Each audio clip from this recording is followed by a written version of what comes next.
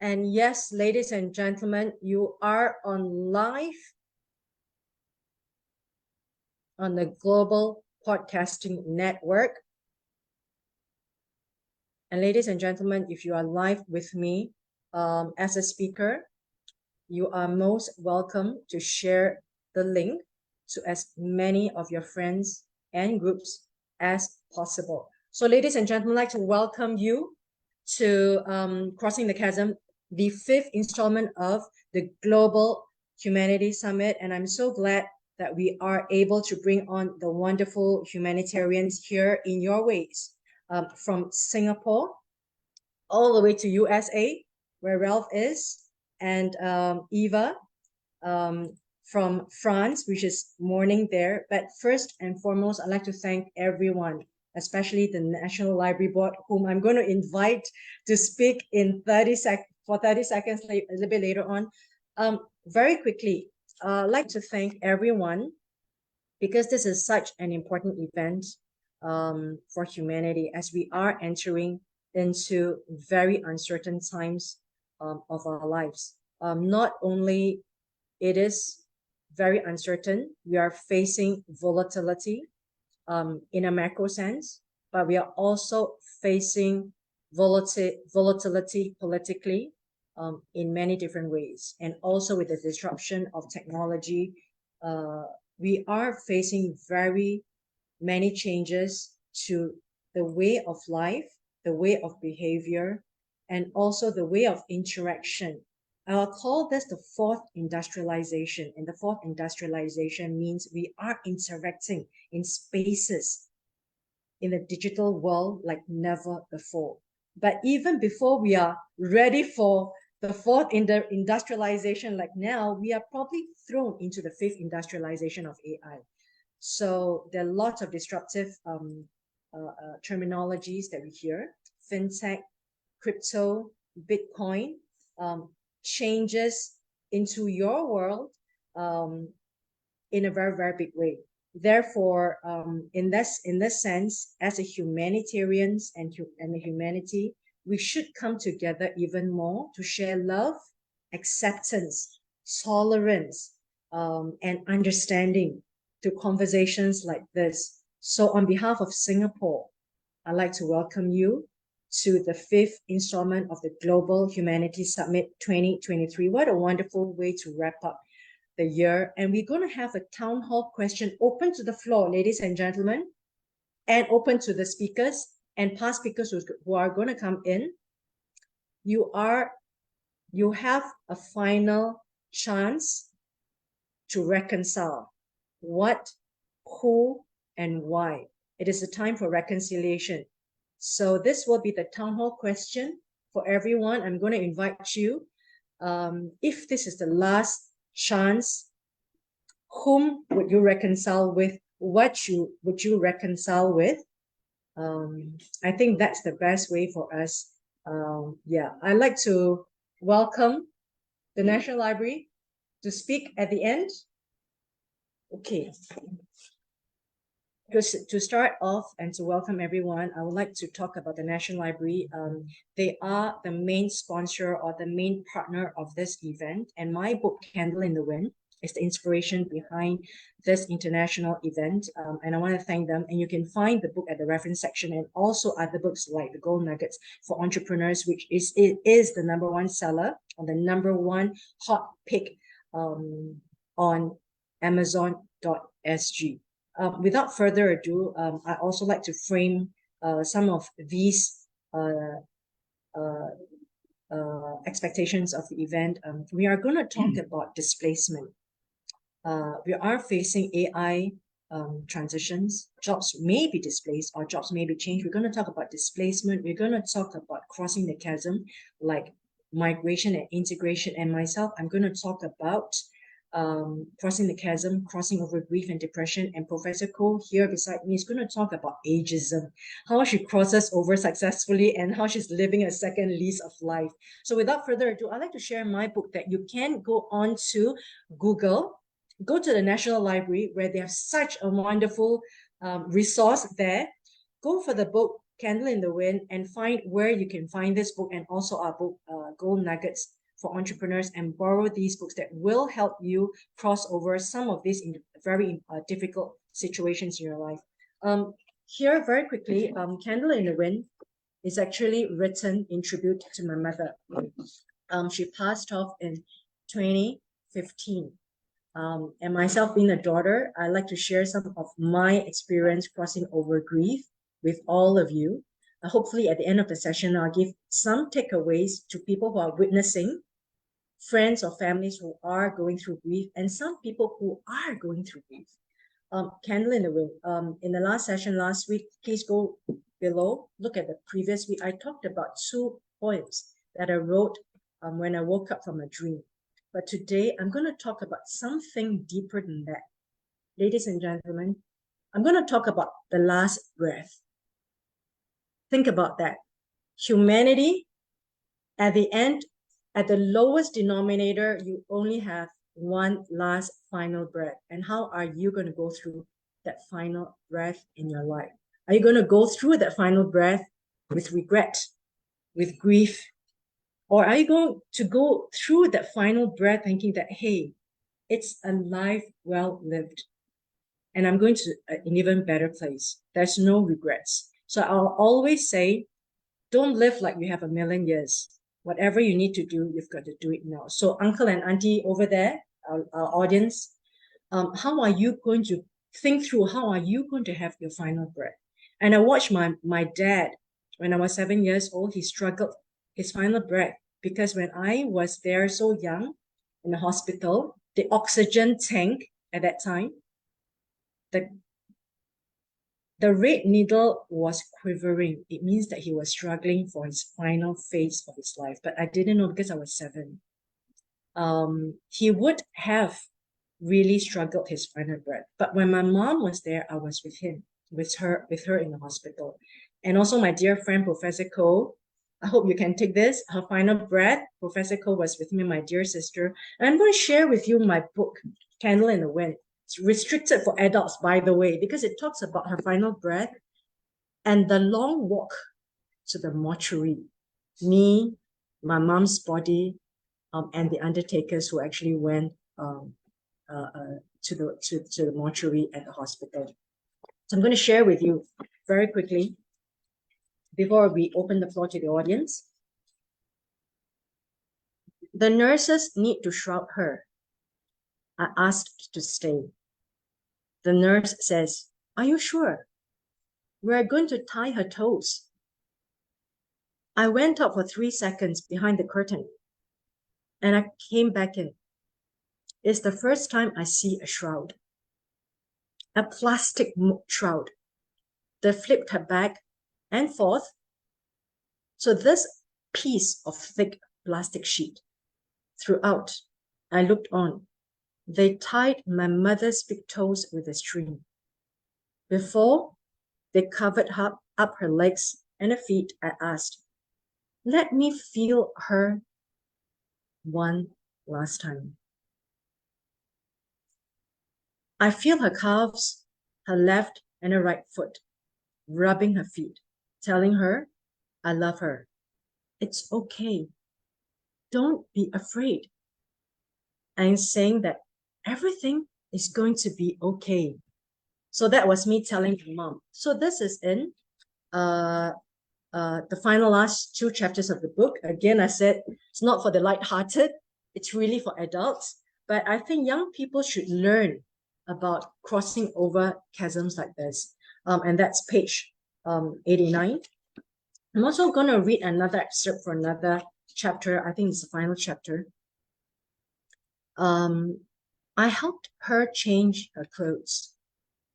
She looks like just before. I'm able to do better than the nurses because I know how she wants it to be done properly, how it will not hurt her arms and her bones. I rested her neck on her favorite little pillow. Throughout, my eyes welled with thick tears. My heart is almost pouring, like I always did when I do that. I asked the nurses, can I clean her? I did that for her face, her body, and her legs, like I always did,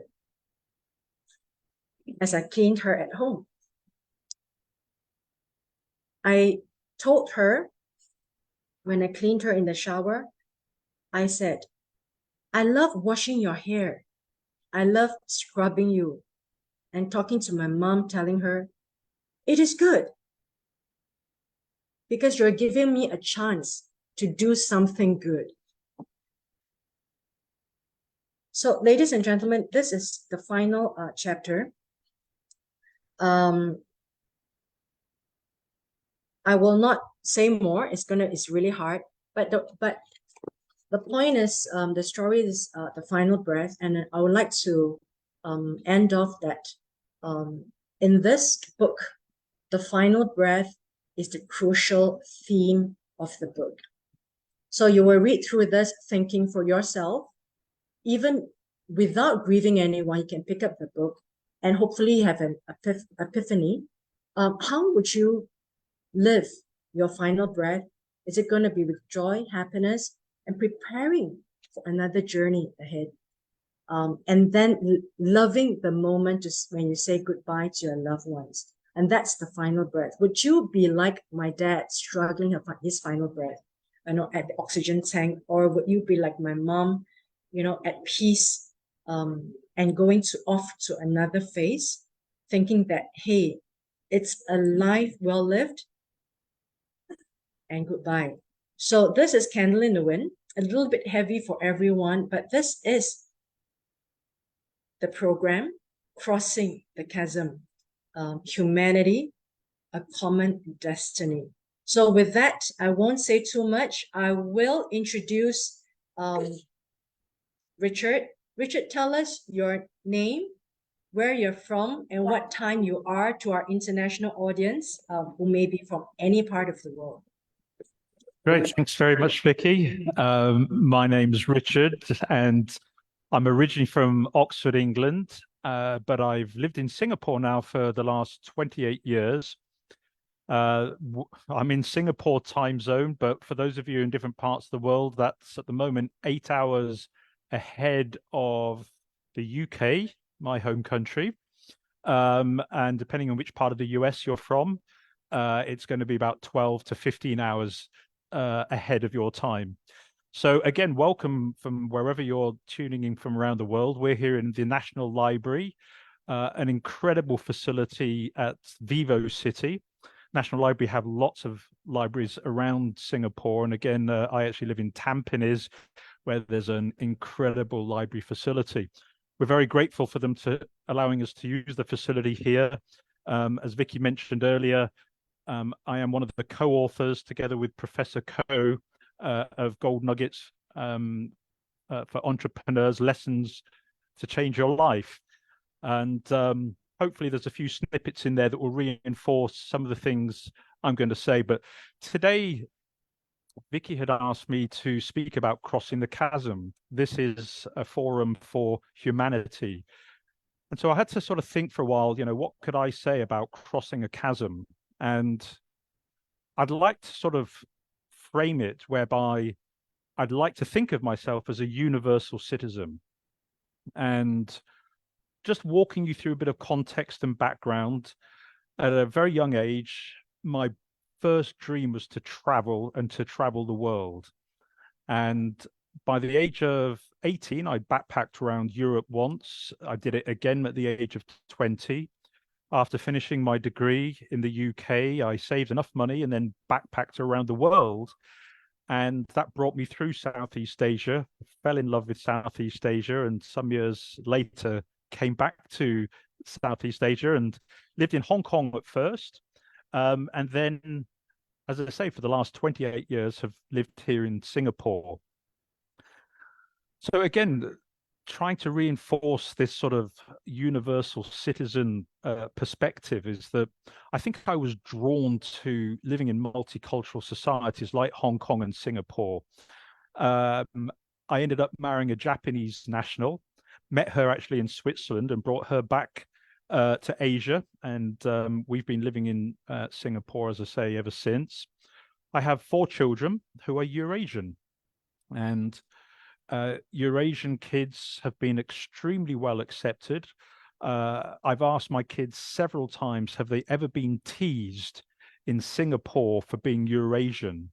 And not one of them has ever been teased, which I think if they lived in the UK or Japan, almost certainly they would have had some level of teasing. So just there, it just shows the acceptance here in Singapore of an integrated multiracial society. But I found that, living in a multiracial society is far more interesting.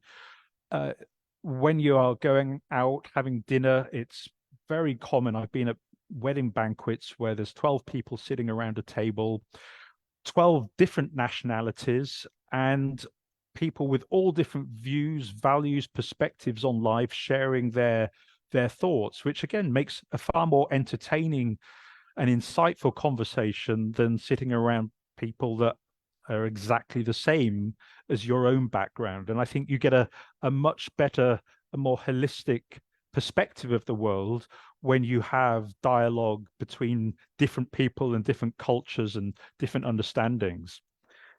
But one of the things I've encouraged my children and anybody really for that matter that I've come into contact with is travel is a great thing. And although it's a privilege because it does cost money, if you have the ability to travel, the main reason I wanted to travel before getting into a career was there was a big wide world out there.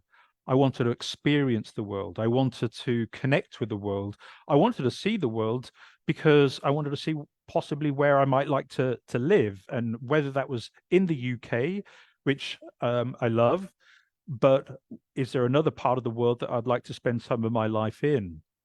And I think through that travel, it gave me an opportunity to see the world, experience different cultures, speak to so many different people.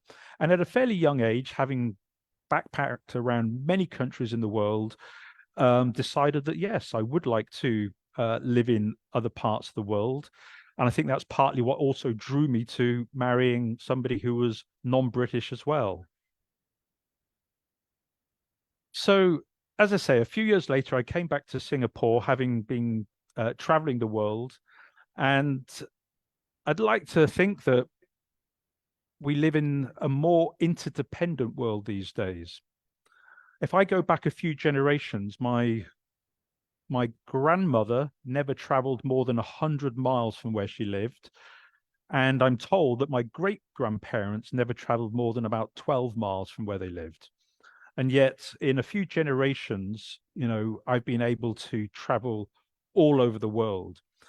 And I think with that travel, we see that the world is shrinking, that we are becoming, in many respects, commerce is more interconnected, and the world is becoming a smaller place. And I really think, depending on your point of view, we have seen political shifts in recent times, my own country included, where for a long time, the Great Britain and the United Kingdom rather was part of the European Union. It decided with a very narrow vote to pull out, and it's going through still some of the challenges of deciding to pull out. But at the end of the day, my personal feeling is that the world is becoming more interdependent, and we live in an interdependent world whereby together, the sum of the parts is greater than any individual. And one could argue to say, for the same reason, globally, when the world is working together, we're far stronger than if we are working separately and independently of each other.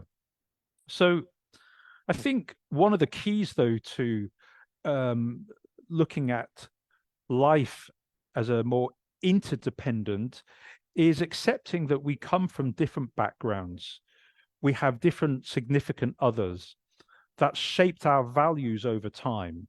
And although our opinions and our values are going to differ from other people, other people's backgrounds, again, if we learn to embrace the differences between us, we can have a greater understanding of how the world really is. Because the way that I was brought up in a middle class society in Oxford, I was surrounded by Oxford academia. My father was a professor at Oxford University. My godfather was a professor. And I was very fortunate to be surrounded by first class minds and have exceptionally good conversations in a very stable family environment as a childhood. But I realized that that's looking at the world through just my own lenses. And so, again, I encourage people to travel because I think it really opens up people's eyes and understanding that the way that we as an individual have been brought up isn't the only way that the rest of the world views, sees, and understands the world. So, this is why it comes back to, I'd like to position myself or think of myself as a universal citizen. Singapore is a great example of integrating so many cultures. Here we have ethnic groups of Chinese, Malay, Indians, and a mishmash of hundreds of other nationalities that live in what we sometimes refer in Singapore as the little red dot. And for those of you from around the world who are not familiar with that term, Singapore is a Singapore state. By the way, it's not a place in China. It's actually geographically located at the end of Peninsular Malaysia and sort of sandwiched between Malaysia and Indonesia.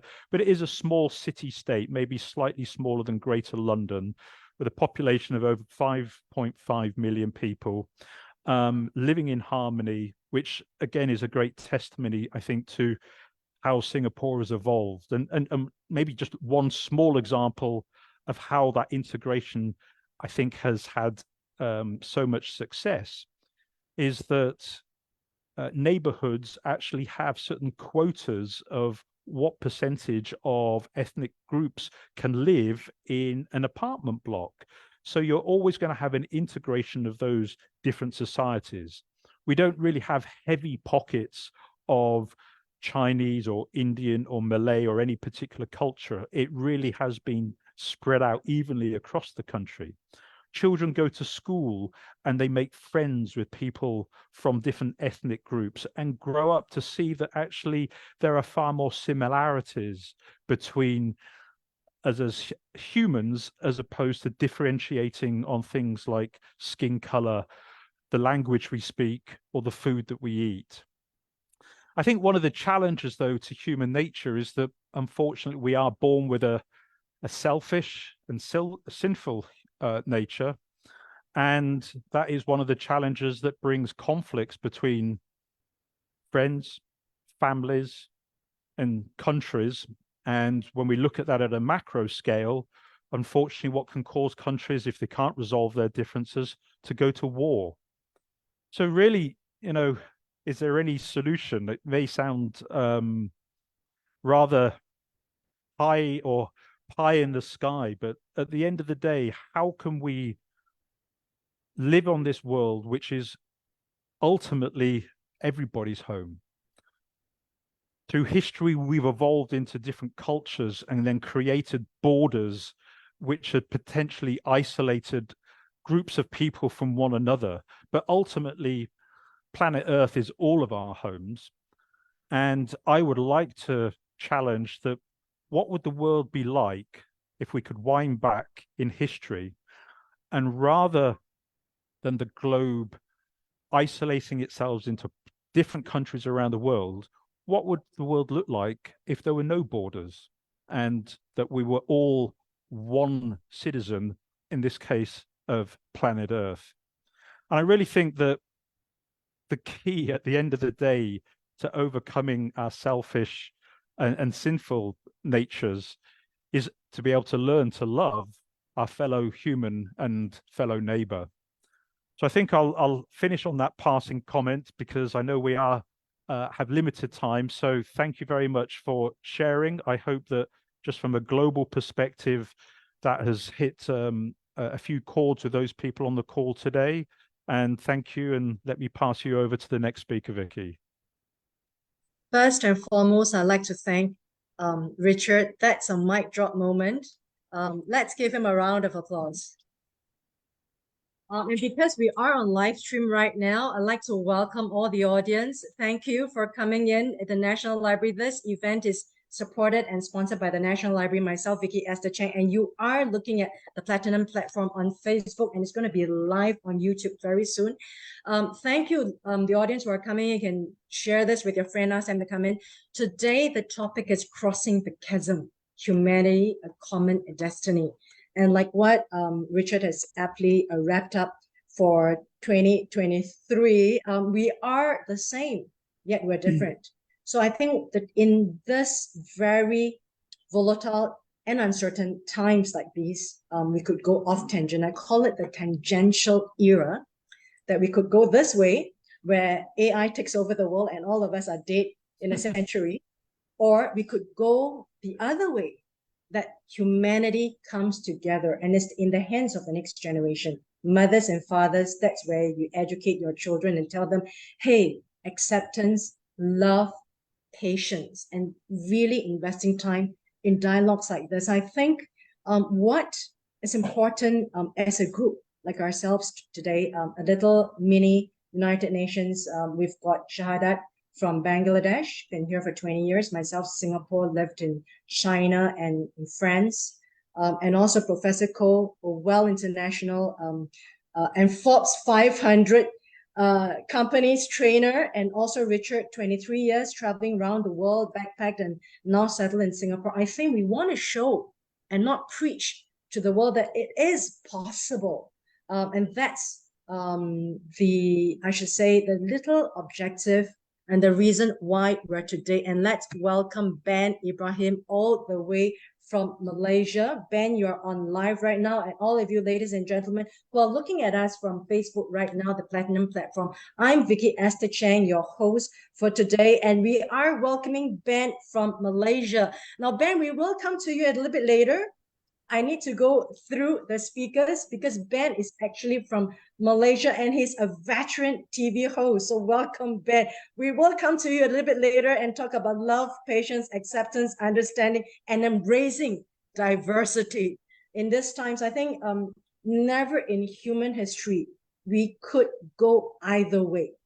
Either you could be really, really in a big divide, or you could come together. I think it is necessary for us who will show the way that, hey, it's possible, loving each other.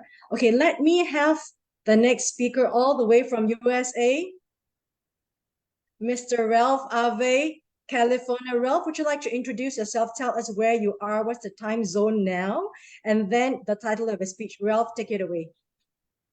So my name's Ralph Ave, and I am in California. It is 10:30 p.m. Friday night. So, but yeah. So I like the Richard Lowe, Mr. Lowe story. Kind of a similar situation because I was born and raised in Hawaii. We're very multicultural there. Japanese, Filipino, Chinese, Vietnamese, Samoan, Tongan, and we all kind of grew up together with that, these, let's say, that aloha spirit, right? So talking about Ralph, can I interject here for our live audience here? Now, Ralph is very important for us because he is a veteran from USA, the top 1% of the American Air Force. So I'd like to thank you, Ralph, for spending your time with us. So take it away, sir. Again, this is to introduce you to our live audience who are coming in. Thank you, Ralph. Please continue your speech. And his speech is pivoting and redefining yourself. Yeah, so thanks, Vicky, for that. But yeah, so we grow up with the aloha spirit. So when we leave Hawaii, we get culture shock because there's none of that bond there, no matter what race you are, rich, poor, no matter what status you are. So yeah, so my pivoting point was when I decided to join the military at 21. I thought about it at 18 years old. I was scared. Went to a community college because I wasn't smart enough for a university. and then decided, hey, maybe this community college thing is not for me. So I looked at a trade school, and I'm a very strong advocate of trade schools now. But back then it was a little bit embarrassing because that wasn't the regular route. I got my electronics degree there, couldn't find a job after 21. And I said, you know what, maybe the military is for me. So, and that's how I ended up seeing, not, I don't think I've seen as many countries as Mr. Lowe, but I've seen a fair share. Uh, you know, I went to, I got stationed in Arizona for 18 months, Korea for 1 year, and then Okinawa for about 3.5 years. And while I was there, I went to Canada, Mexico, all over the United States, and I served with people from Singapore. I'm still friends with them. We served in a service academy together in the U.S. So I always tell Vicky that, hey, the last time I was in Singapore, I met up with a couple of my friends that I was classmates with there. So that was pretty cool. We really like, me and my wife really like Singapore, really enjoyed our time there. But yeah, it's just the mindset, like pivoting, like my career. I thought I was gonna be, I always wanted to be a music producer, and I was like, okay, I gotta be realistic here. I can't afford to go to these classes away in the mainland. So what I did was I got something practical, electronics. I went to the military, talked to the Air Force recruiter, and he said, why don't you do weapon systems? So well, it applies for the electronic systems, so fix the armament systems of the aircraft. And 20 years later, I was like, oh, I was planning to do just 6 years and just get out, find a job. But I ended up doing 6 years active duty, 14 years reserve. I did contracting for 7 years, and then now I'm a Department of Defense employee, which I do still travel. Um, Again, it's just the mindset. You just have to know what you want. You know, you can't just dwell and or just be practical about it. There's usually that, like I said, I'm a strong advocate for trade school, and so now I tell the kids, like, don't be embarrassed about going to a trade school because the world needs that. That's what makes the world run. Construction workers, electricians, plumbers, you know, you're not gonna get that from a gender studies uh bachelor's degree graduate, right? Because that's more of a specific thing, but it's not really a trade. So what I tell these kids, like, change your mindset. You know, you don't have to follow the traditional. I'm sorry if it's not what you hear from your parents, but this was my route to reach where I'm at right now. You know, I mean, I'm doing okay. My salary is in the higher percentage for the US average. But yeah, it's just the mindset and pivoting your careers if you have to. You don't have to think, hey, I need to reach the top here. If you're happy at that level, then stay there. You know, it's good. If you want to advance, then choose to advance, but make sure you're happy where you're at. If you're not happy where you're at, then make the choice to uh change your career or do what you need to do, start a business, do something that'll give you some motivation and some inspiration again, you know. And then my most important thing is, like, change your mindset to about success. Celebrate each other's success, not just your own. You know, the best thing about the military, from what I heard, is I could write my troops and awards, but they couldn't write anything for me. And that was the best thing, one of the best things I've learned in the military, because I could write them an award, but they could never do nothing for me. So it was, you know, that was the best thing I learned. Like, celebrate each other's success and then be part of that success. Like, hey, if that guy deserves an award, write him up. Um, you know, or stand up for them. There was an example. So I'm gonna end with this, but there was an example at one of my workplace where they would award individual monetarily, you know, like they would have a bonus, but we earned the team award, and they said it wasn't monetary. So that didn't sit right with me. And with military experience and being more confident and standing up for my troops, I went to the director and said, "You're sending the wrong message here." And he's like, "Well, I don't understand." So you preach about teamwork, but only individuals get bonuses, but team awards don't. So he kind of thought about it and he realized what I was trying to say. Like, you preach about teamwork, but you don't monetarily reward your team for getting that team award. So the very next sentence out of his mouth was, "Give me all the names of who was on that team award, and you get your bonus in the next week." And he followed through. We got our bonuses next week. And then when I got my bonus, I treated my guys to pizza, just treat them lunch, because I wouldn't have been in that position if they didn't work so hard for me. So that's where I'm gonna end, and that's a little bit part of my story.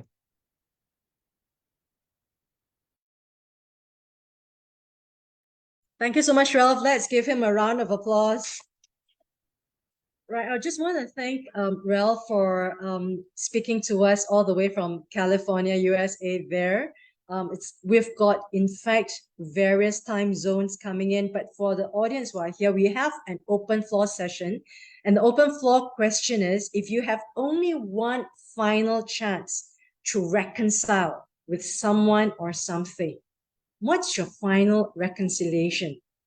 So I think that's a beautiful way to wrap up 2023 and to think about your life.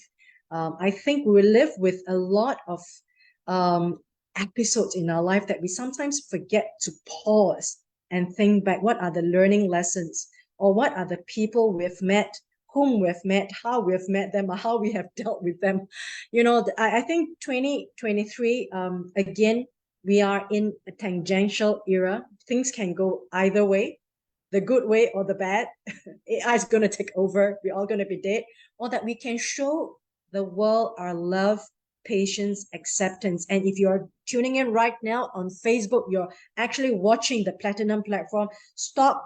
Don't scroll anymore. You are watching live from the National Library, Harbourfront. And we're so honored, Singapore, to be hosting this global event with our guests, Richard Lowe, Professor Ko, Eva from France, and Ralph from USA, California, and Shahadat in Singapore, and also Ben Ibrahim all the way from KL. Now, Ben, you are going to be the next speaker. I'm going to put you in there because Ben is the veteran here. He is the TV veteran. I'm going to hear from him positive perspectives. The game is not over yet. And I love Ben to talk about his life experience.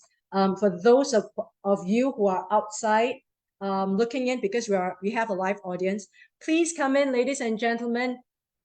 Auntie, uncle, can you ask the audience to come in? Anyone? Okay, you can come in, please. We are on live stream here, really broadcasting to the world. And if you share this right now or next time, please let them know our theme, Crossing the Chasm, Humanity, a Common Destiny. And it really means at the end of your life, you've only one final breath. Whatever thing has been said and done in your life, the only thing when you are there on your deathbed, hopefully it's on a big, comfy, warm bed, not anywhere else, you think in your mind, have you completed all the things that you want to say, you want to do, and the reconciliations you need to make? So that's the final question for the day. Ladies and gentlemen, come back to you on the floor. Yes, Ben, all the way from KL. Ben, could you tell us your time zone, where you are, and the title of your speech, Ben, and introduce yourself, Ben. Take it away. Hi, Vicky. Hi, everybody. Nice to see everybody. Yeah, the time zone is the same as Singapore. So it's 2:40 p.m. in the afternoon, 2:40 p.m. in Singapore. So I think, Ralph, that's why you like Singapore, because of the time zone. I'm just kidding. So thanks, Ralph, just now for that introduction. Never easy being the first. You spoke really, really well and really, really enjoyed your story. And I'm sure everybody did here today. When Vicky said live story, don't worry, I'm not going to bore you with details. But I'm only going to be about 5 minutes. When Vicky said TV presenter, don't worry, I'm not going to talk about myself.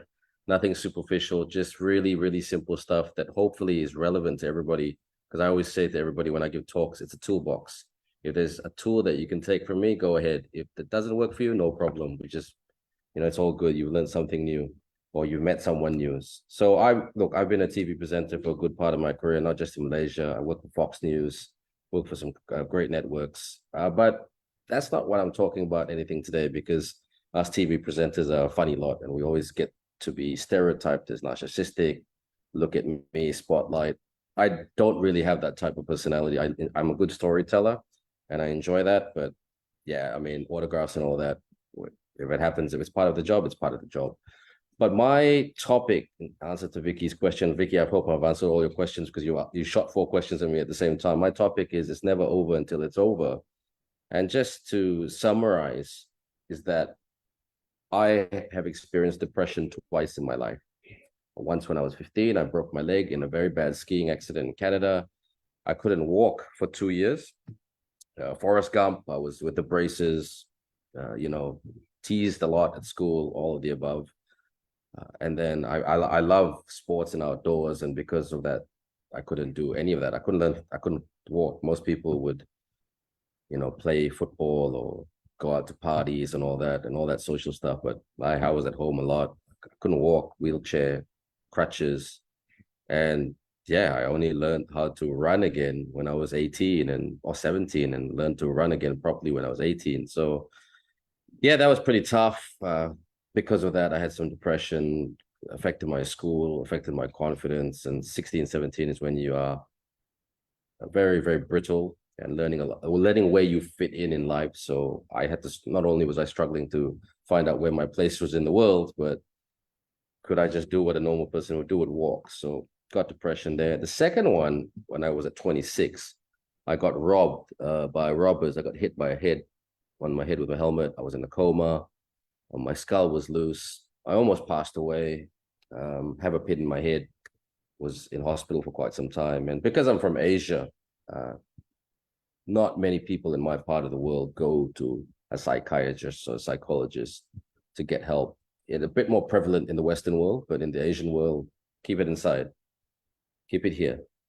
But I've already got a pin holding my skull together, so I don't need anything else to keep inside. So after much internal battles and fighting many demons, I went to seek some help. Thank God for a friend who pushed me.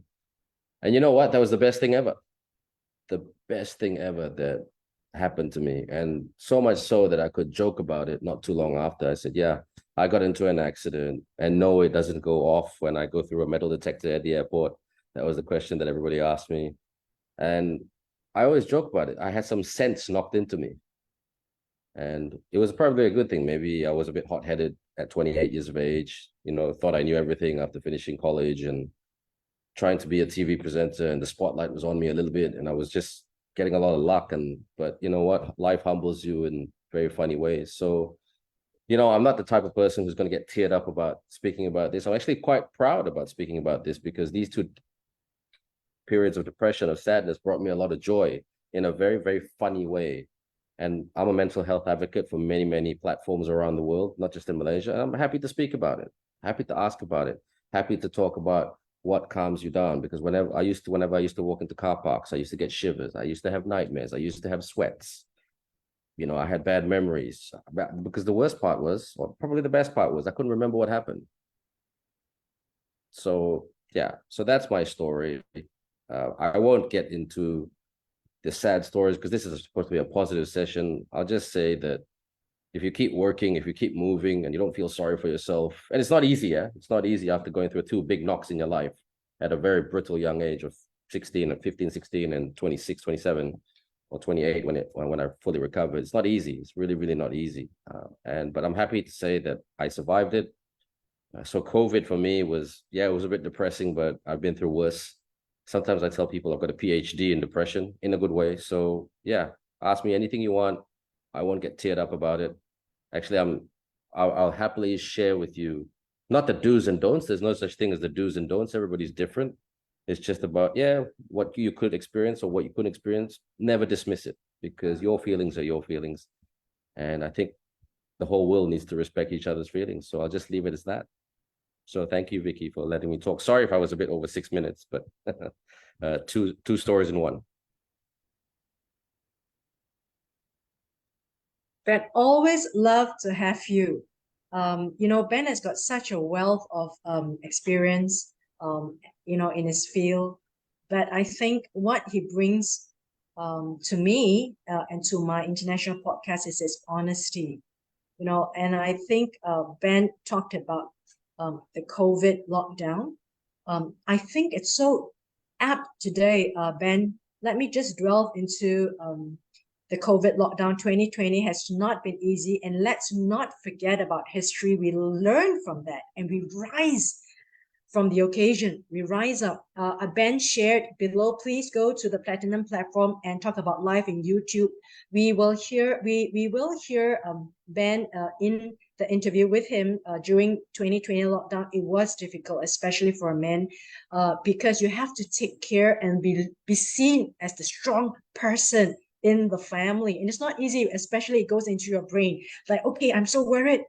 My wife, my children, they're going to go on a lockdown. What about the next meal? What about the job that's not coming? Ben talks about it a lot. Therefore, it's so apt for today's session about crossing the chasm, because we talked about displacement.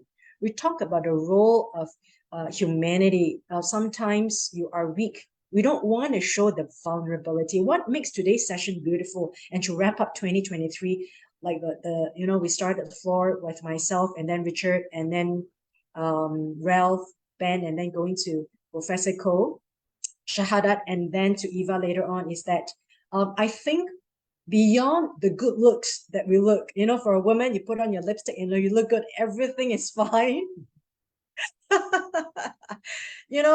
You are so ruffled out. You kind of, at the edges, you're so roughed out, but you don't let the world know. So ladies and gentlemen, if you're looking at us right now, you're at the Platinum platform, and a wonderful speech from Richard and also Ralph, talking about his life in Hawaii and then California, crossing over to his new career, and also Ben, who talks about such a time in his life where I think he's using it to share with people, but also giving hope to the public, because we are entering into this era of volatility. But I think hope is something that we can cling on to, and showing the world it can be done. The love and the patience, and starting the steps towards understanding differences and embracing diversity, because we all have life chasms to cross, don't we, Ben? 100%, Vicky. I mean, life is full of challenges, and you know what? You just take them and tackle them. That's the best you can do. So I a little bit of a shameless shout out there. Ben Ibrahim's interview with me during 2020, the lockdown times. I think that would encourage everyone who's going through very difficult times. And sometimes you go through difficult times when you're displaced. For example, displaced in marriages, displaced in jobs. You feel this place that you're uncomfortable with, that you're unknown. I think we show the world it can be done. We've crossed over myself a 5-year grief here. Not going to delve into it, because I just want to thank now midpoint into our session. I'd like to thank Ben, and I'd like to go to the next speaker, Professor Ko. Professor, could you tell everyone where you are, your time zone, to our international audience who are here now or later on in the future, and also a little bit of the background of yourself, and then into the title of your speech. Take it away, Professor Ko. Thank you, Vicky. So you can see my name is Siu Min, and I'm from Singapore.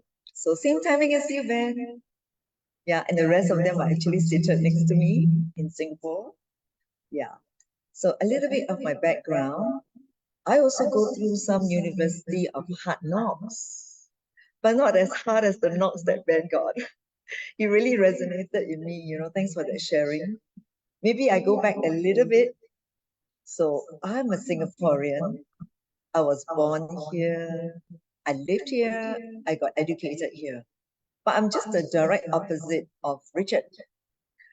My father didn't go to school for very long. He had to quit school at the age of 14 because of financial challenges. My mom didn't even go to school. But somehow, they are blessed because they know education is very important.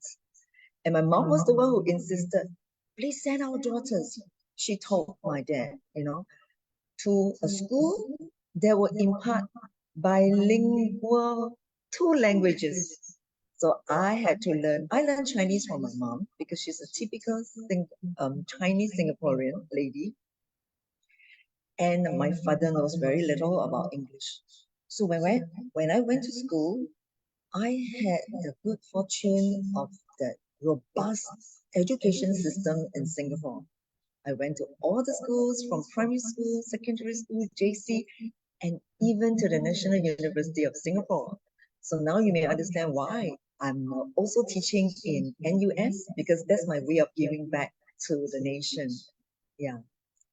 And I was trained, very well trained in this educational system in Singapore.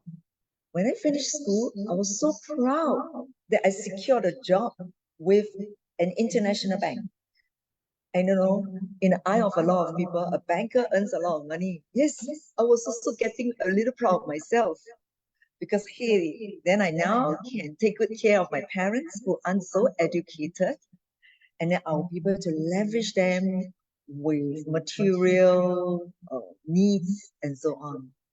But then something unfortunate happened. My mom had very weak heart, so she died at a very young age of 53, just when I was capable of taking care of her. And you can imagine the grief I have to struggle with. It's been many years. This year is the 30th anniversary, but I can now look back and think and reminisce with a lot of love that in her short journey on earth, I think she has imparted so much love and care for me that I am what I am today. Yeah, it took me very long. I agree with Ben. It's not easy. So we look good on the outside, but we are Asians. We don't talk about things that we feel that will make us look small and a bit shameful. But then I look at my dad. He said to me, I want to move on. And then I thought, yeah, he wants to move on. And when time has passed, with patience, a lot of love and warmth from people around you, it then occurred to me, why am I looking at the half empty? What about the half full? I've still got a dad. And it took the rest of the 20 to 30 years to lavish all my love and all the hard work, that he has put me through to good use. I mean, I love him dearly. He has passed on at the age of 81, but he was the one who said that we have to move on in life. So I wasn't alone. It was probably a bigger struggle for my father than for me, but I pressed on. And then when I got a bank job, I thought, hey, now is my time to travel, just like what Richard has been doing, right? I traveled to different countries to do banking, to do corporate banking, and I really did well, and I was very happy with my career. Then like I told you, I lived here, I got married here, I built a family here. That's when we go through different phases in life where our priorities change. So this round, I felt that my priority is my family. Yeah, I decided not to carry on in banking. Instead, I went into training. I just wanted to give back to society. I earn less, but I have my husband to support me, So he was the one who would bring the bigger portion of the bacon. And then I take care of the children. But my entrepreneurship wasn't so smooth. All right. It is so volatile, like Vicky says. things happen so fast and it changes so constantly that I didn't know I wasn't earning enough money. And but I have my backup, which was my husband. So when I finally pluck up my courage and work very hard, then another obstacle came. This time round, it was my husband who got displaced. And as a general manager, if you lose your job, it's really difficult to get another job. How many positions for general managers are there in the world? And having gone through the Singapore education system, both he and I are effectively bilingual. We travel to China to work. We work in Taiwan, in Hong Kong, Malaysia as well. But even there, we can get displaced. So I think the reserves that I built up over the years, the chasm that I've learned to cross, they're all different. One challenge is more difficult than another challenge. But like what Ben said, don't just sit there and sulk. Get up. Yeah, I got up. And it didn't matter that in an Asian environment, people expect men to bring the bigger share of the bacon, right? Or throw that away. It does not matter. In a partnership, in marriage, or even in business, we bring whatever contribution we can to the table. And it's partnership because then when my business thrived, it was my husband's turn to take care of the family. Yeah, we rise to the occasion. I think, the people around me, my family members, these are my loved ones. Whatever displacement that has taken place is not within our control. Even when we lose our loved ones, it's not within our control. What is the obstacle? It's not the event. It's actually our mindset. If we can overcome our mindset, remove that obstacle, we have all the energy and the reserves to charge even further. We leverage on our past experience. So when I celebrated my 50th birthday, I felt like I got a new lease of life. If Isaac is here today, I'll tell him the 50 years didn't count. I'm now 57. I'm 7 years old. He's already 11. I'm younger. I'm excited. I'm looking at the next runway. I can now start doing things like traveling more now that I got a lot more money than when I was a child, right? I can learn piano, which I didn't have a chance to learn. I learned to pick up the guitar, yeah, and I continue to do things which I think I can give back to the society. Now, the education I received has helped me so much. So I'm now operating a tuition center. I charge special fees because I want the community. And in fact, my tuition center is in another community center next to a library, so that all races, Malays, Eurasians, Indians, Chinese, as long as they're Singaporeans, yeah, and even permanent residents, they can have access to this additional tuition class so that they can educate and give themselves, a lead in life. Yeah. So I just want to wrap up very quickly to say that there are many disruptions in our life. COVID has disrupted us. Now technology is disrupting me, but I'm turning it to my advantage. Look at what we are doing now. It's because of technology that we are united internationally. It's because of technology that during the COVID, I lost my way of making a living in seminars, but I earn more from holding seminars via Zoom. You can't believe it. And that was my another chance of giving back. And during that period, it also produced this result. We have international authors like Richard, like Vicky, and Ralph, and a few in this Zoom meeting. We put together something that we feel can share with the whole world out there, that you're not alone. Our experience may be different, but we can learn from one another. And thank you so much, Vicky, for inviting me, and thanks for the time, and to the National Library Board as well. Thank you. Thank you so much, Professor Koh.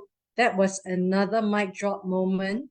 Yami, you have raised so many issues there. Husband and wife relationship, being the breadwinner, and also acceptance of the role within the family, and also being a woman taking on so many different roles, plus overcoming and embracing ageism. And this is another lease of your life. I mean, so much hope in your speech. I just want to thank you, Professor Ko. And again, once again, that's why our summit here, the Global Humanity Summit 2023, it's such an important, significant, and meaningful, deeply meaningful event for the rest of the world. And if you are looking at us and scrolling your Facebook now or later on, please share this, because I'm so grateful and thankful and honored that we've got this diverse speakers willing to take time off from their lives and their jobs and family commitment to come onto here and to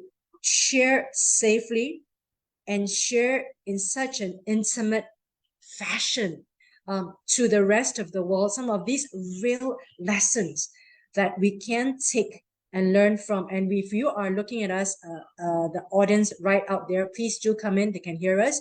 This is a hybrid event, a live streaming globally through the Platinum platform and YouTube later on, and also a hybrid event where we have live audience right here. We will be talking about our question: if you have a final chance, what would you reconcile? What, who, and why? We will open to the speakers and to the floor, and want to thank the speakers before us. We have a chance for all the speakers to talk a little bit later on, and also the live audience here. I think they want to ask us some questions if they are given a chance.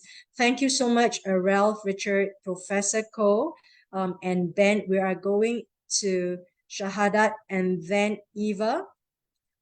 Before we go on, is there anything anyone would like to come in? Ben, anything? Richard, anything to say? Ralph? At this point, we can have a little banter. Richard? Oh, Ben? Yes, Ben.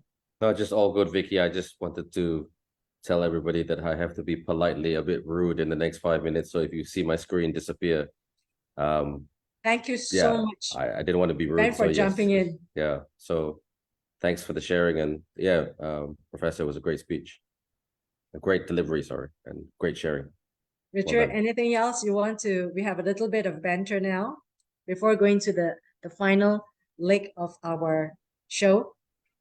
Well, I just wanted to thank the other speakers as well. It's really inspirational to hear your testimonies, your stories, your backgrounds, and what a great forum to be able to share our frailties, some of our challenges, and successes as well. And again, we know that life is always going to present us with these different challenges, but sometimes how we pick ourselves up and overcome those challenges is really showing who we are at the end of the day. And I think having this kind of forum, if we're in one of those valleys, if we're in one of those dark times, just know that time passes. And although sometimes when you're at the bottom of a valley, it seems like you can never get out, you will be able to pass through this moment, and there will be better times in the future. And if you need to lean on anybody, I think in this forum, I'm sure that we would be more than happy to see if we can help. All right. Anything to add, Ralph, before we go to Shahadat and to Eva? Anything to say, Ralph? I'm just glad to be here. Love hearing all your stories, your testimonies. Yeah, everybody's different, but we can come to a common ground to, like Vicky always says, help humanity. So looking forward to hearing Mr. Hussein and Miss Eva. Yes, thank you so much, everyone. And let's have Shahadat. Again, Shahadat is from Bangladesh. She has been with us in Singapore and contributing to the Singapore economy in its way for the last 20 years. And he also has contributed to the community by raising funds through his charity cycling. You will hear a little bit from him. But what stands out from Mr. Shahadat that he that he is a role model as a migrant here in Singapore.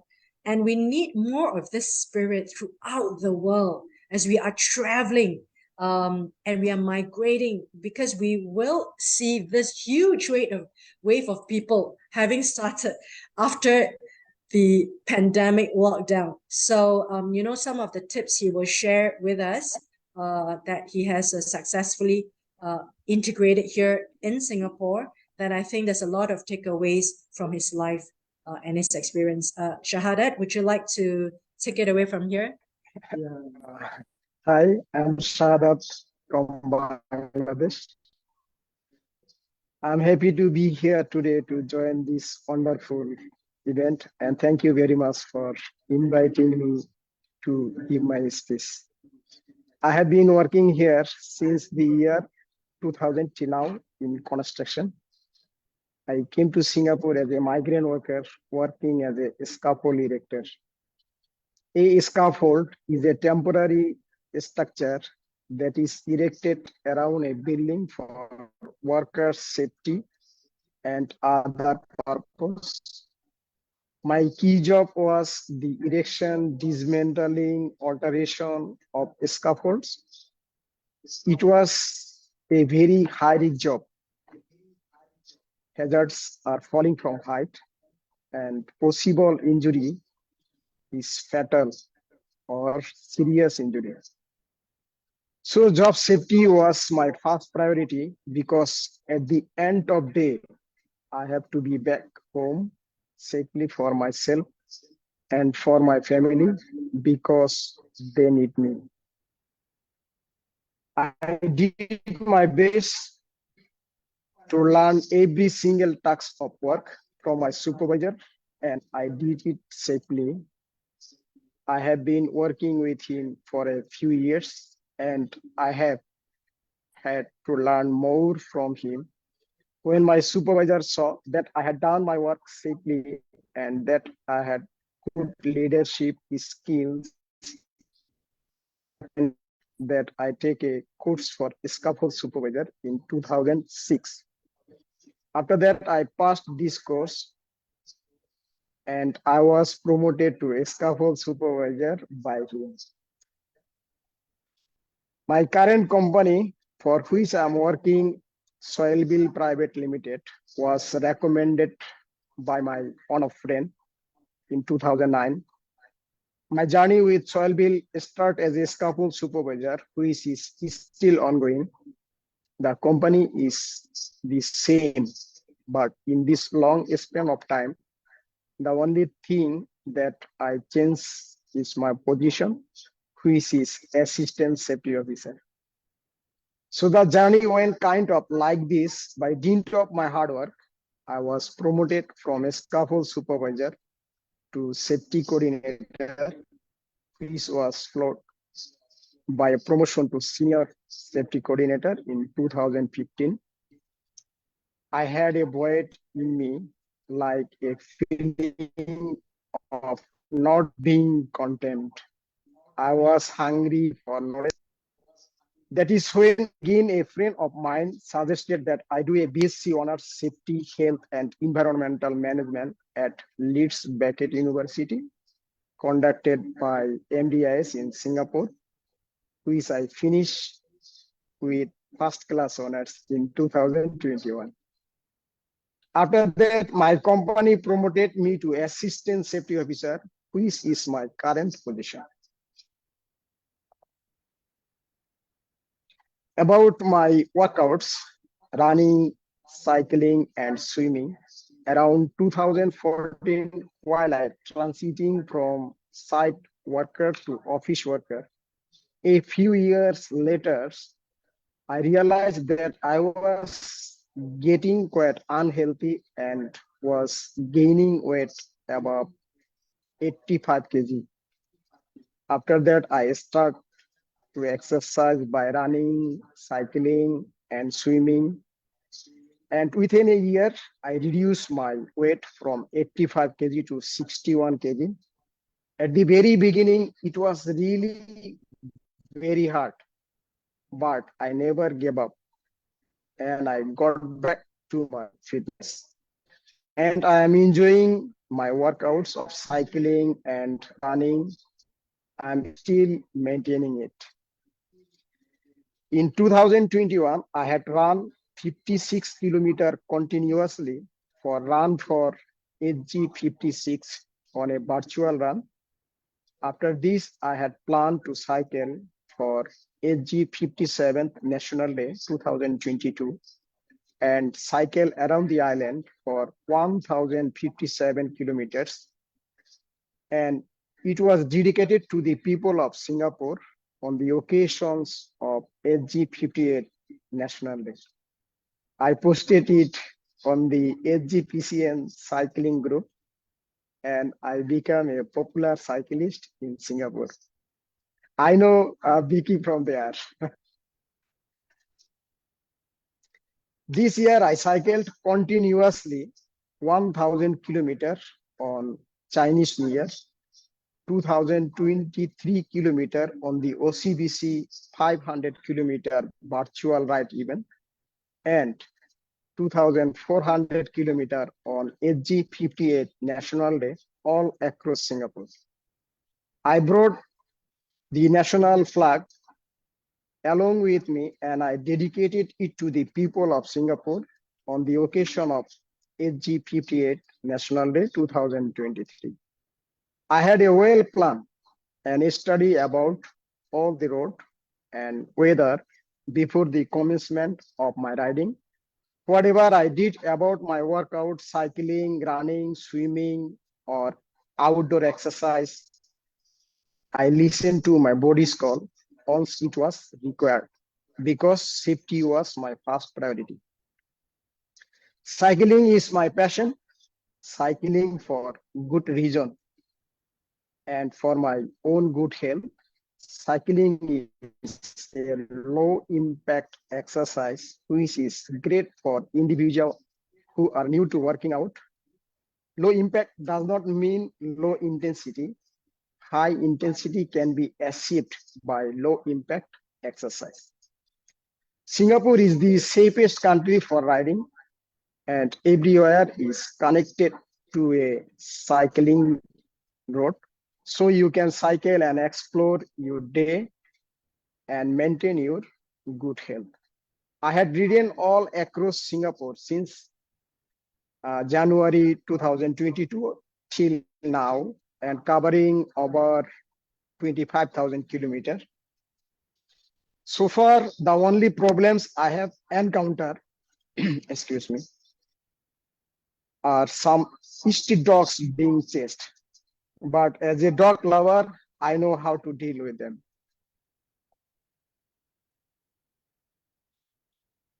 Okay, I have to share something. What are the most significant challenges I faced, and how did it happen? The first hurdle I faced after migrating here was a language barrier. Second would be financial freedom, since I was the only breadwinner of my family. And third would be getting accustomed to the cuisines of Singapore. Language barrier, which I overcame by talking to people as much as I could, and also practicing myself. Before getting accustomed to the language, I had to talk in a pictorial way, using body language to communicate with my colleague. For my financial freedom, I would say I couldn't overcome it completely at that time, since the pay wasn't much with my qualification. So I made a budget, which I followed through. And by doing that, I was able to somewhat cope with it, getting accustomed to the cuisines of Singapore, which was quite easy to overcome, since the difference wasn't much. But for a long time of period, to cook with it, I cook my own food. I did face some stressful moment when I became a scaffold supervisor. I was mentally stressed because I had big shoes to fill since it was a new experience for me and I had many eyes on me. The other problem I faced was a lack of personal space. We used to stay with 16 people in one room, so it was hard to study and also prepare for my exam. As I said, I always take a positive approach to any situation. So I choose to study under HDB blocks or in a public resting area. There I could concentrate properly and study there. I did miss my family and the region I came here to give them a better life. In the busyness of my work, I didn't even notice when so many years passed. What did I learn? What did I give up? What did I gain? I had to give up my financial freedom, not being stressed about my life obstacles, no matters if it is in life or workplace. I learned to always take a positive approach. I would say the most significant things I learned would be how I was welcomed into the Singapore community. We as a foreign workers have a fear of mixing with the local in general, but I was overwhelmed with how much support the community showed me. Thank you. For my fellow countrymen, I would say the thing is for everyone. If you have a goal that you are determined to achieve, it is that difficult to integrate. If you don't have love for the work you are doing, even in your country, you won't be able to integrate. For me, I love my work and was passionate about it, which is why even being a foreign country, I integrate quite well. My suggestion for my fellow foreign workers would be to do something they love, not just for the sake of doing it. Thank you very much. Let's give Professor Ko. Let's give Professor Ko and Shahadat two big rounds of applause. Double. What an inspiration, speech from Shahadat. I just want to thank him on behalf of the community of Singapore. I think he's got so much takeaways for us, and also, and as us, as the country that he is migrating to, right? And also to his fellow workers, fellow colleagues, and some of the takeaways I think is so important. But I think most importantly, I'd like to point out the cyclist here is Professor Ko, Richard also, and Professor Ko climbed 60 stories, right? In one morning, right? Professor Ko, before we go to Eva, do you know that Professor Ko is actually a vertical marathoner? Professor Ko would like to tell us about your 30 stories of marathon. I was just thinking, after conquering the horizontal marathon, I might as well try something new. So if it's not horizontal, it will go vertical. Yeah, that's incredible. Richard, you're also a cyclist, right, Richard? Yes, not quite to the extent of Shahabat, but I've done several triathlons, and albeit that they're not the Ironman length, just something to try and keep in good health. And I can definitely share some of the health benefits. Actually, one of the blessings, if there is such a thing, through COVID was the fact that I actually lost 15 kilos, focusing mainly on cycling and running, but also eating about half the amount as well. So use that time for the benefit rather than getting sort of bogged down and depressed. Use it as a time to try and innovate and improve. Now, Ralph, you are also coaching basketball. You are a sportsman yourself, right, Ralph? And also Eva, Ralph? I try. I mean, I do resistance weights and cardio at least 4 times a week. So stay in shape with my basketball kids because I gotta lead by example, with the 13, 14, 15, 16-year-olds. Yeah, and I think what's important here is that a healthy body, healthy mind, that will pull us through and rise up from whatever circumstances we are at. And you are watching the Platinum Platform live stream globally, and also the event here is supported in partnership with the National Library. We have got Eva all the way from France, very special friend of mine, a very highly capable woman. I'm so glad that you join us here, Eva.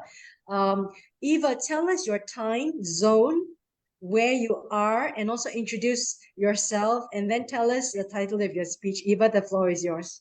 Welcome to Singapore, Eva. Thank you. Hello, everybody. Bonjour à tout le monde. I'm in France. It's 8:23 a.m. now, and I live in Langon, near Bordeaux, where I met Vicky many years ago. So thank you very much, Vicky, for inviting me. This is really interesting. I'm sorry if I make some mistakes in English because it's a bit, it's not my mother language, but thank you. So I'm Evgenia. I'm 39 years old. I was born in Ukraine. It was the Soviet Union then. So I'm a bit Russian, a bit Ukrainian, a bit Malagasy from Madagascar, and French. After spending 4 years in Ukraine, with my parents, we moved to Madagascar.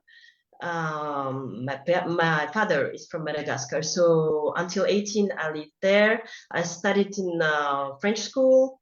After that I went to France for study, so I graduated from a business school and began my career as a financial auditor. So I would like today to talk about the life changes and career changes. This was a big auditing firm, but at some point I felt that something wasn't right. As said Vicky, healthy mind, healthy body, but also I think we have three entities: a body, a soul, and a mind. And I think the most problems come from listening only for the mind and not enough for the body and not for the soul. But the soul is always talking to us, and we could say it is intuition. So the more I get older, I try to listen to my intuition. So when I was in this big auditing firm, I felt like something wasn't right. So I quit the financial auditing firm for the public sector. And there are four fields who are really meaningful to me. It is education, justice, health, and security. So I began my career in the public service as a managing controller at the university. After that, after a few years, I moved to the Ministry of Justice.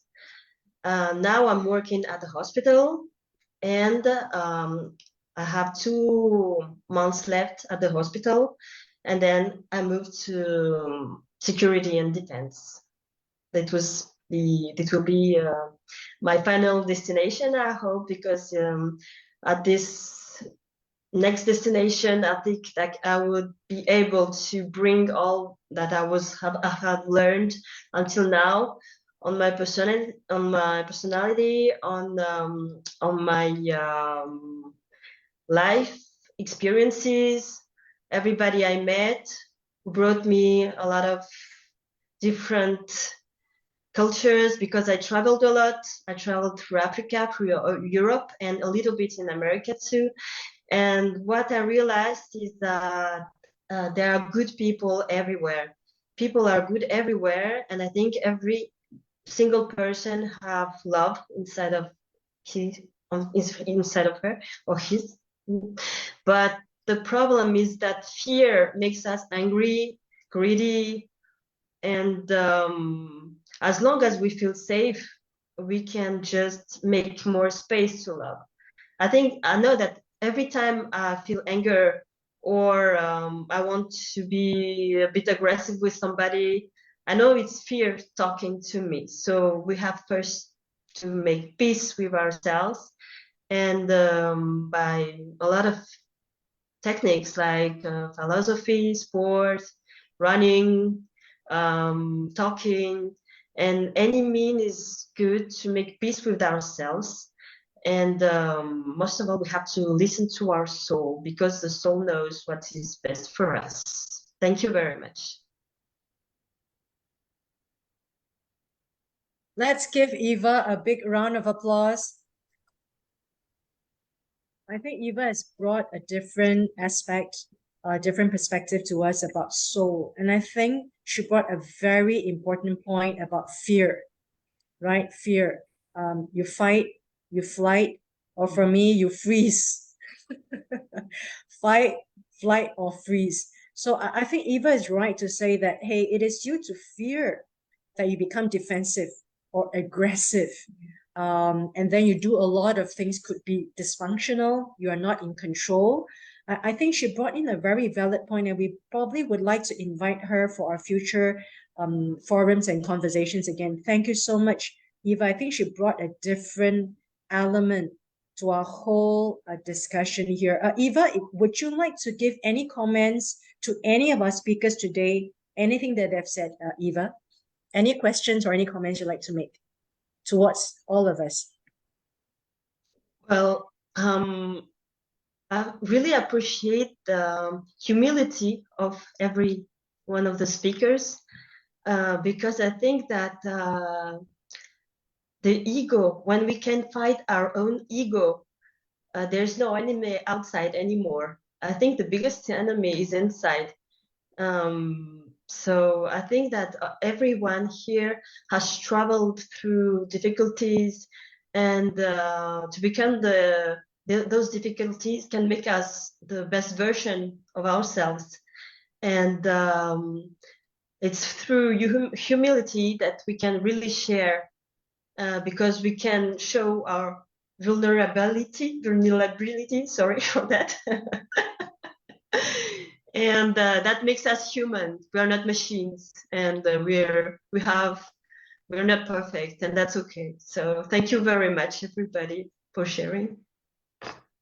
I think she hit the nail on her head, the ego, because just to share with everyone, myself doing a lot of international projects, it is ego that I need to tread very carefully.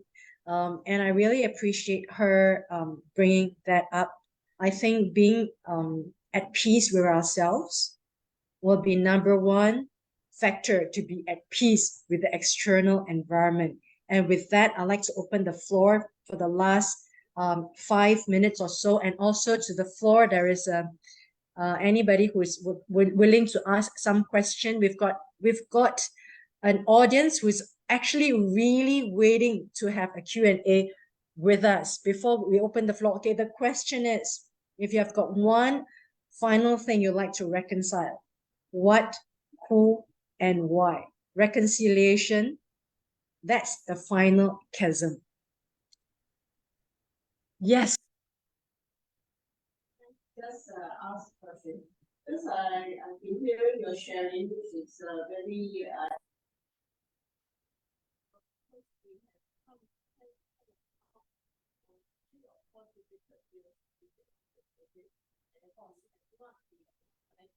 Yeah.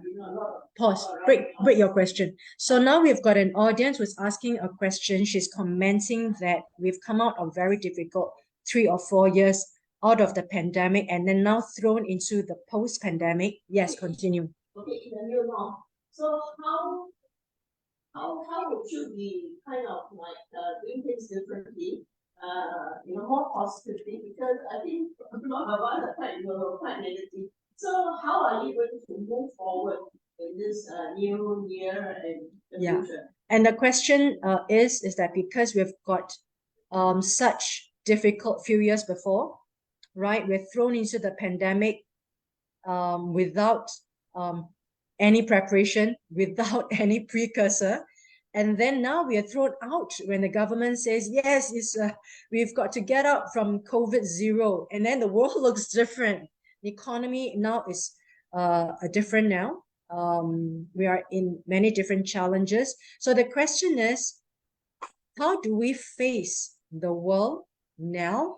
And how do we face the imminent volatility and changes to come? So I'd like to open the floor to the 6 of us as speakers. Think through the question, the speakers, before we go into the final town hall. I think that's a very good question. I love that question.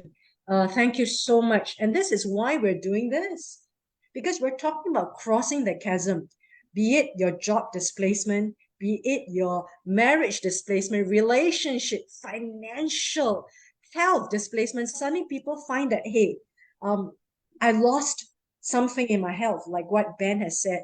So this is the question. Multiple facets to this. We can narrow it down to what is relevant for you that you can think of. We do not have a final answer, but within our little knowledge, understanding, and our life realms, I hope that we can pull together, and also like what you say, we are all in this era of questioning.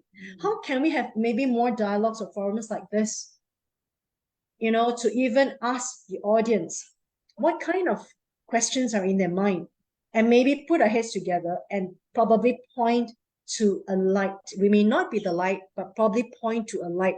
Anyone would like to take on the question before we go to the digital audience and the digital speakers? Any speakers from the floor here? Richard, Professor Ko, or Shahada? Richard, starting from you on that side. So, what's your response? Specifically to the question of moving forwards, is that Vicky? Yes, I think she brought up a very good point that is actually, it speaks our mind, isn't it? And the question is, we have got very hard few years before. The lockdown, and then the lockdown, even though you just say it's a 2-word lockdown, but I think it has put people to the test of relationships, test of finances, because jobs are displaced during that pandemic era, test of businesses, test of a lot of things. I mean, even isolation from the world, people's personality have changed, and also test of health. So she's saying that we've got this difficult era before. Now we're in the post-pandemic. How do you think we can arm ourselves to face more challenges that is imminent right now? Professor Ko, Richard? Yeah, okay. Well, let me try to just share a few thoughts. I think the whole world has gone through one of the most challenging times, definitely in our generation, through COVID, and it's had to adapt hugely, probably more in COVID. I think the world has changed than any other time in my lifetime.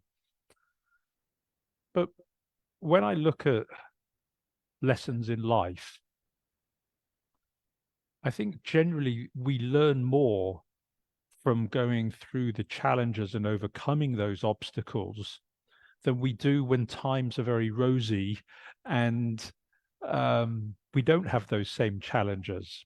And so would we want to volunteer to go through something like COVID again? I don't think many people would. But what can we do to look back on COVID or any other challenges in life, and how did we go about overcoming that challenge? What was our mindset? How did we lift ourselves up? Did we need mentors? Did we need support or help, whether that's financially or any other sort of resource? And I think that as humans, we can grow often far more by learning about the challenges that we've overcome, and then using that wisdom that we've gained through life's experiences to hopefully move forwards and be able to be stronger than to address any future challenges that we may be faced with. Whatever those challenges may be, hopefully we are wiser, better people to be able to overcome. So although there's no specific answer, I think it's life experiences hopefully give us the ability to face future challenges and ultimately hope for a better world as well? Yeah, thank you so much, Richard. That's a multiple question. But before we go to Professor Ko and our online and also Shahadat and the online speakers, I'd like to address to that. I think firstly, we're looking at the macro environment. And this macro environment is really shaped by political forces, policies, and also changes to economics, the economy. And on the micro level, you're facing changes within yourself, your immediate people, your loved ones, which is a family, your colleagues, and your friends. But I would like to say that we cannot control the macro environment. We cannot control political forces. If we think about that, sometimes it makes us angry. It makes us confused because political forces is always at odds. Someone say this, someone say another thing. Economics is not something we can control because the economics could be inflation. You cannot control inflation. But I would like to say the micro environment, and love your question, because something that I question myself every day as a podcaster. During the pandemic, I was only with my husband. Okay, our relationship is being tested. If you are with your family, your relation is being tested as a mother, as a grandmother, as a wife, as a spouse, as a sister, and your finances is being tested. Your patience is being tested. Who do you need to overcome first? Yourself. And I think Eva spoke a very important word today. It is your soul. Because when we have everything else failing, we only reach out to our faith, our God, no matter what you are, no matter how you are, because you cry inside and you question inside when no one else can give you an answer. And for myself, it was tested. But what I came up with during the pandemic and post-pandemic is a forum like this. I asked myself, what can I do within my humble ability? I cannot change humanity. I cannot change world directions. I cannot change people outside of me. I can only change me. So the question is, are you willing to take up the challenge?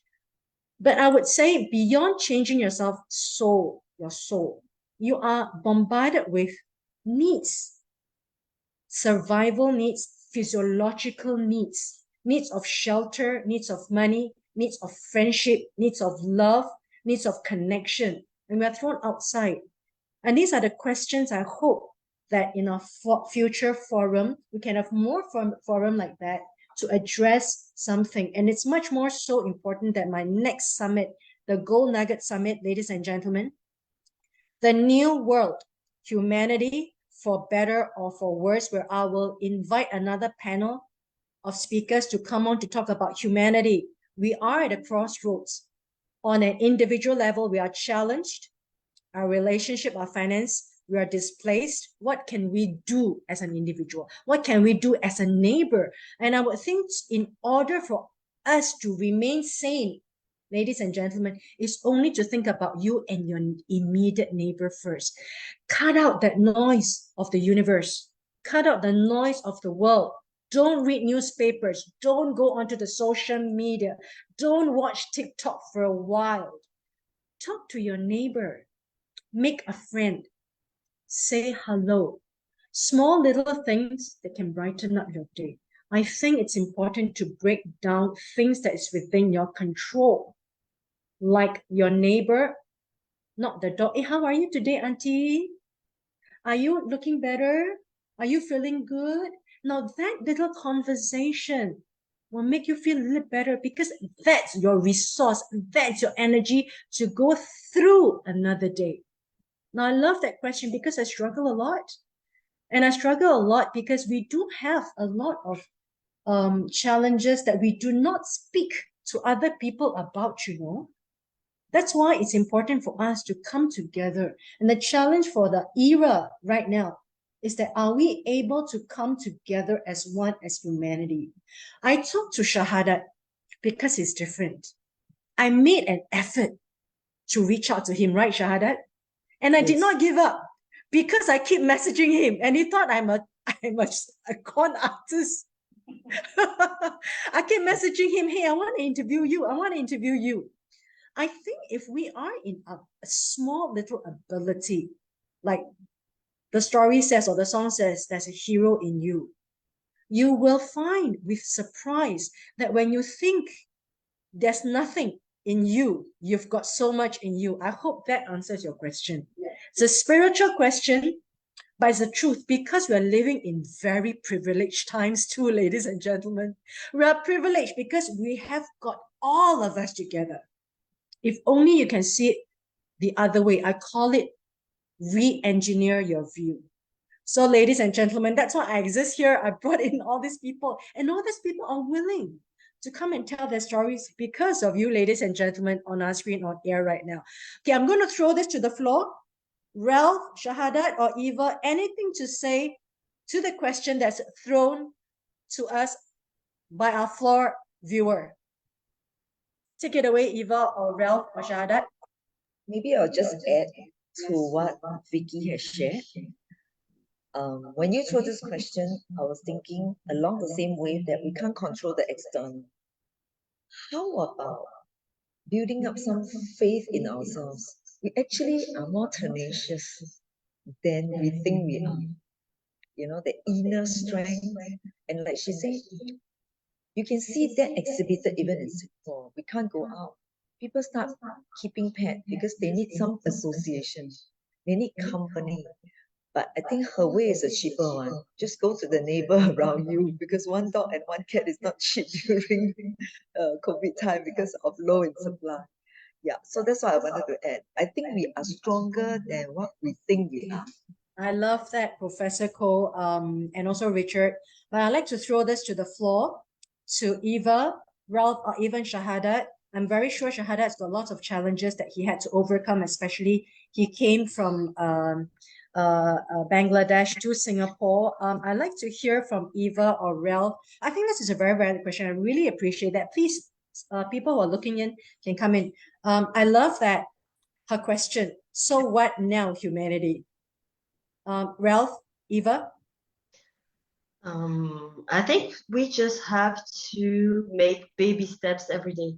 Don't think of a too large goal, which can be overwhelming and stressful. But as long as we're going forward, even little steps for our health, for our wealth, and just for growth, because what are challenges? There are difficulties are challenges. So the universe asks us just to continue to grow, and that is interesting. And as I said, becoming the best version of ourselves. So, yeah. Thank you so much. Ralph? Yeah, it's just what like Ava said, for me it's just find what gives you peace and focus on that and just move one step at a time. Just keep moving forward. Focus one thing at a time. I hope that helps. Shahadat, anything you would like to add? I'm very sure when you were coming to Singapore, you had to leave your family. What went through your mind, those kind of challenges, Shahadat? Okay, I want to share about COVID-19, because whatever we faced as a migrant worker, but Singapore government has lot of support. So especially company no the reduction salary, so can support our family. But here also I am under BCA, safe management officer. So I manage my site workers morning to until they work. So I never notice when I pass my time, because there is many restriction. So we have to manage our workers. So our workers face mental well-being. So by toolbox meeting every morning, we conduct toolbox meetings. So brief worker how to manage workplace, how to do Yeah. Then you have to take care of your family because company support us. Company continue giving us salary, even we know working also. So we are not so stressed. So we just help company as much as possible. Follow government rules regulation. So Yeah. that's my that way we overcome that problem with local government. Thank you, Thank you. Shahadat.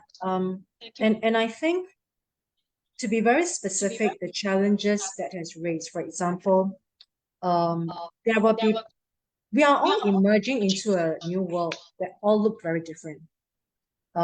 We could be faced with loneliness. We could face with joblessness. The company that employed you went bust. And these are real statistics. We're talking about thousands of outlets. The retail outlets are closing down. Even in Singapore, F&Bs are challenged.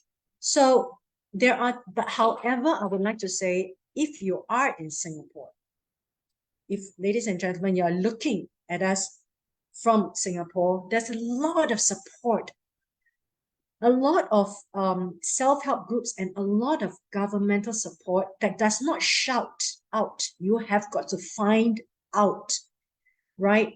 And the first person you should look for is probably your RC committee, right? And if you're finding that you do not have a shelter, you cannot pay your rent, or you have a job problem, you can always meet your MP, the Member of Parliament.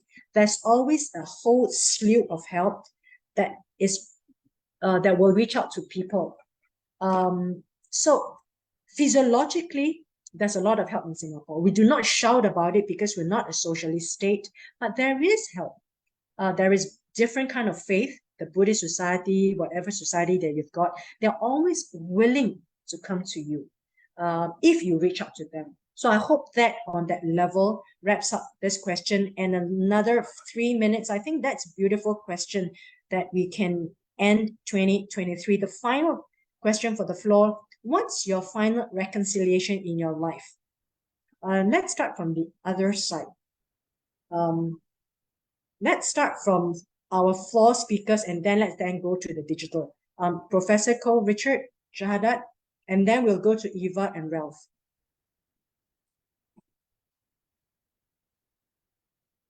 I love her. A tough question. I love it. That's my challenge to answer. Maybe I'll start first. I think towards November, I needed to do some reconciliation, and I persisted. I'm glad to announce that I achieved it. So I am willing to end 2023 on a very high note. Yeah. So when you talk about it, it really brought new warmth to my heart. Thanks, Vicky. Shahadat or Richard?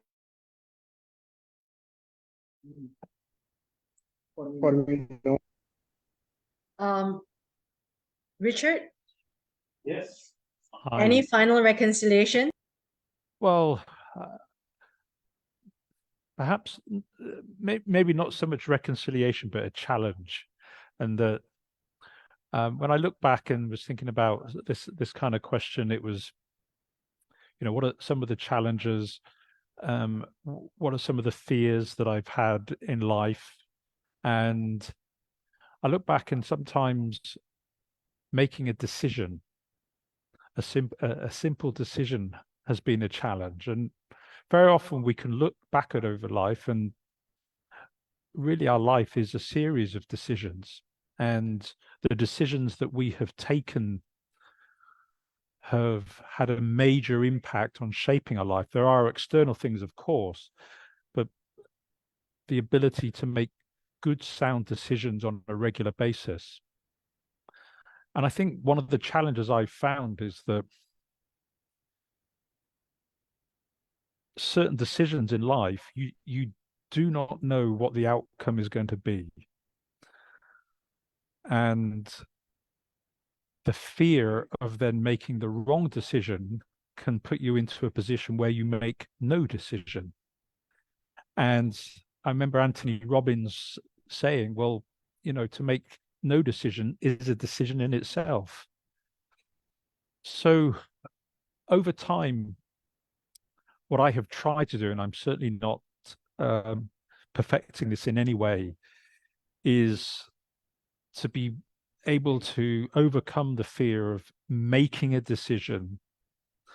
And to quote Anthony Robbins again, to make a decision and make it the right decision.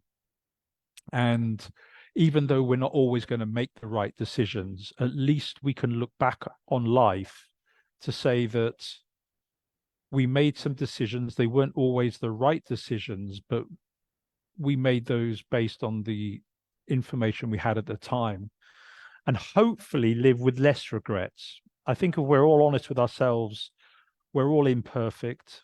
We do make mistakes. We all have some kind of regrets, but hopefully, you know, we become wiser as we make these decisions. We learn from our failures, and use those failures to become stronger and better people.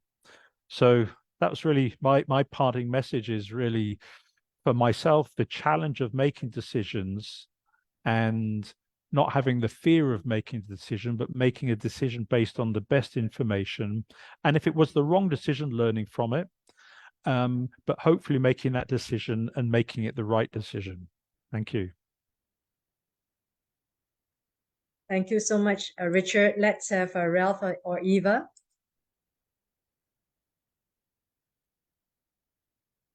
Eva? Okay, thank you, Ralph.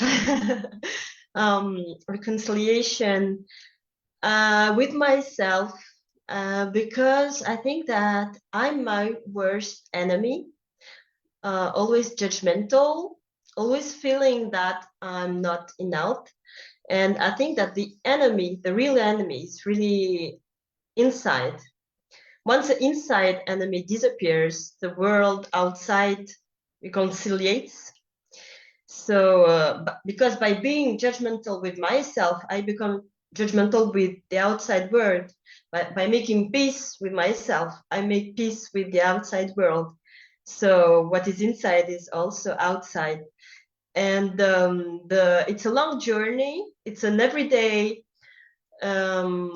challenge to totally accept myself and the world as it is, and think that everything is perfect and everything happens for a reason, and every difficulty is a challenge, and we are still growing, and at the end we all meet together. So Thank you so much, Eva. Ralph? It's kind of along the lines with Ava with the reconciliations. Myself, I'd always think back how much sacrifices I made, or my family sacrificed for me to reach the top 1%. And I always think back, because they always called me, hey, you got to go here, you got to go there. And I had to be away from my family. And sometimes I can't forgive myself because, you know, yeah, I made the 1% of the rank, but at what cost? So I wish I can forgive myself for that. And I think the way I'm doing that now is spending time with them as much as I can, making up for lost time, because, you know, I don't want to lose them when they go to adulthood, and, you know, when they get to college, start just asking me for money instead of just saying hi. So I need to forgive myself for that. Thank you so much, Ralph, and all this very candid, honest responses. One final reconciliation for my life. I think I like to reconcile love. At first, I think love, like candle in the wind, I think it's so important that for me, just to speak about myself, love with your loved ones. Even if my mother is not here, I would like to tell her in a zillion times, like, I love her. The thing about Asians, the thing about Singaporeans, you know, you just don't show love You just don't tell it because you are so shy or you're so ashamed of this four-letter word. It's an untouchable word. I think love is something that I would like to reconcile with. Love with my mother if I meet her in heaven. Love with God. Love with my family, my siblings. Love with your closest people. There's a war sometimes within and without yourself. So that's my final word for 2023. And I want to thank everyone. Let's give everyone a round of applause for crossing the chasm. Yeah. Good job, everyone. Thank you so much. I'm so glad on behalf of the National Library and on behalf of Singapore, those who are tuning in here or in the future, you are still with us if you're watching this in the future because the time stops in the digital world. Just want to thank Richard for taking time off. Wonderful speech there about third culture and integration and migration. A lot of takeaways from there. Thank you so much, Professor Ko. So many issues that she brought up about women, about relationship within her marriage, and also embracing after 50, the new lease of life. I think it gives women a lot of hope. And thank you so much, Shahadat, here just beside me. You're watching Crossing the Chasm, the 5th installment of the Global Humanity Summit, if you are here. And also in the digital universe right there in USA and France. Thank you so much, Ralph, and thank you so much, Eva. And I'm going to have everyone unmute and say your final 10 seconds to our international audience to close 2023. Please unmute right now, even with the feedback. Any shout outs? Live life to the full. Eva, Rel, Shahada, anything? Don't give up. Press on. Don't give up. Bon voyage. Bon voyage. Rel, journey. Have a prosperous 2024. Yes, thank you. And a final shout out to Candle in the Wind. Thank you to National Library for supporting this event inspired by this book. Thank you, my mother, because she gave me the material for this book. And also shout out for the book Nuggets for Entrepreneurs. Is really not a book for entrepreneurs. All of us are entrepreneurs of our lives. You've got to find resource, strength within yourself to go on another day. So in this, a lot of stories from Richard talking about sales and Professor Ko talking about finance, myself talking about competition. Not only that, there's stories about making difficult decisions, biting the bullet, and what God says about money, etc. I hope this book helps young people and anyone out there. So on that note, just want to thank everyone. This is brought to you by the National Library Board, supported by them and by myself, the Platinum Platform, and all this wonderful speakers. Such an honor to have you trusting the platform and the National Library to share your life stories for infinity. Thank you once again. All the love from Singapore. Bye.